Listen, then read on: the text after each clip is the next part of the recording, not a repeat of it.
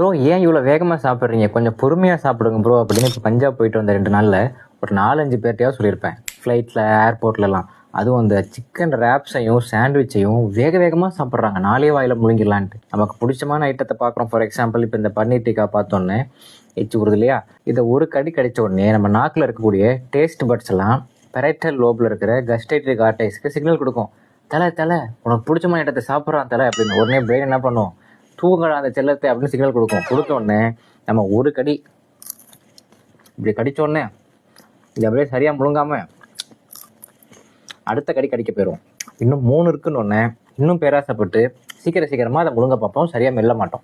மாடு இருக்குது பாருங்களேன், அதுதான் இப்படி வேக வேகமாக முழுங்கும். ஏன்னா அதோட ஜிஐ ட்ராக்ல ரூமன் அப்படின்னு ஒரு எக்ஸ்ட்ரா ஸ்பேஸ் இருக்குது. வேக வேகமாக முழுங்கிட்டு அதுக்கப்புறம் சும்மா இருக்கும்போது இப்படி அசை போட்டுக்கிட்டே இருக்கும், உள்ளே இருக்கிறதெல்லாம் வெளில கொண்டு வந்து. அந்த ப்ராசஸ் பேர் ரூமினேஷன்.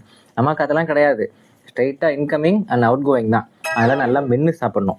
நம்ம வாயில் கடிச்ச உடனே பிரெயின் சிக்னல் கொடுக்கும், அப்புறமே செய்யணும், அதை நாங்கள் பார்த்துக்கணும், நீங்கள் கொஞ்சம் பேசாமல் இருக்குன்னு சொல்லிட்டு இந்த சாலிடாக இருக்கிறத பொறுமையாக மென்று கூழ் மாதிரி ஆக்கிட்டு அதுக்கப்புறம் தான் முழுங்கணும். முழுங்கலான்னு தோணும், ஆனால் முழுங்கிடக்கூடாது.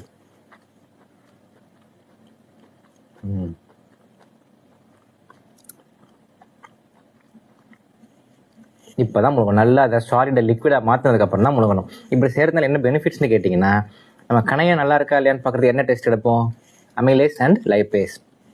அந்த 2 என்சைம்ஸுமே நம்ம வாயிலே சுரக்குது, சலைவரி அமிலேஸ், லிங்கோல் லைப்பேஸ். நம்ம இப்படி நல்லா மென்று சாப்பிட்றதுனால 3/4 டைஜஷன் வாயிலே முடிஞ்சது.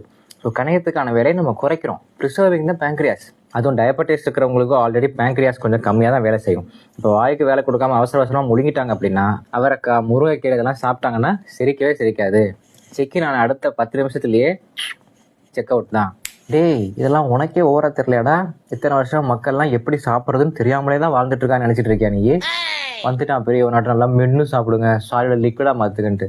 அவ்வளோதான் லிமிட், உனக்கு போயிரு பேசாமல். நானே மைண்ட் வாய்ஸ்ன்னு நினச்சி நிறையா நேரம் சத்தமாக தான் பேசிகிட்டு இருக்கேன். இல்லை நீ நிஜமாவே மைண்ட் வாய்ஸ் பிளாக் அண்ட் ஒயிட்டில் வந்து கேள்வி கேட்குறியே. நொறுங்க தின்றால் 100 ஆயுசு அப்படிங்கிற பழமொழி நம்ம ஜென்ரேஷன் வரைக்கும் தான் கேட்டிருக்காங்க. இப்போ இருக்கிற ஸ்கூல் பசங்களுக்கும் காலேஜ் பசங்களுக்கும் நொறுங்க தின்றால் 100 ஆயுசு அப்படின்னா என்னன்னே தெரிய மாட்டேங்குது. அவங்களுக்காக தான் இந்த மெசேஜ் சொல்கிறேன். நல்லா பொறுமையாக மென்று சாப்பிடுங்க. அவசரமாக சாப்பிட்டு போய் என்ன ஃபோனில் ரீல்ஸ் தானே பார்க்க போகிறோம். இன்னொரு 15 நிமிஷம் டைம் எடுத்து சாப்பிட்டா தான் என்ன.